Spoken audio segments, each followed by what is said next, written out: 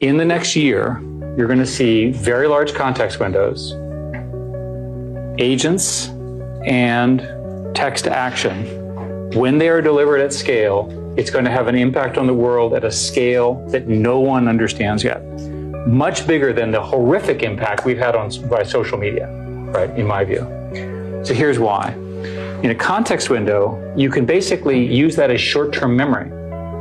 And I was shocked that context windows could get this long. The technical reasons have to do with the fact that it's hard to serve, hard to calculate, and so forth. The interesting thing about short-term memory is when you feed you ask it a question, read 20 books, you give it the text of the books as the query, and you say, tell me what they say. It forgets the middle, which is exactly how human brains work too, right? That's where we are.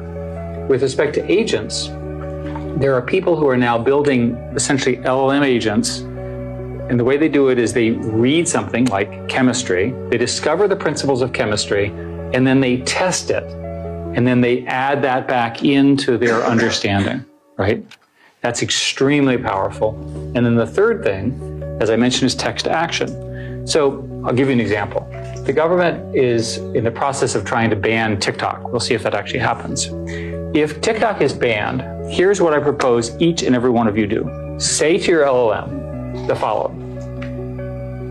Make me a copy of TikTok, steal all the users, steal all the music, put my preferences in it, produce this program in the next 30 seconds, release it, and in 1 hour, if it's not viral, do something different along the same lines. That's the command. Boom, boom, boom, boom, right? You understand how powerful that is. If you can go from arbitrary language to arbitrary digital command, which is essentially what Python in this scenario is, imagine that each and every human on the planet has their own programmer that actually does what they want, as opposed to the programmers that work for me who don't do what I ask, right? The programmers here know what I'm talking about. So imagine a non-arrogant programmer that actually does what you want, and you don't have to pay all that money to. And there's infinite supply of these programs. And this is all within the next year or two? Very soon.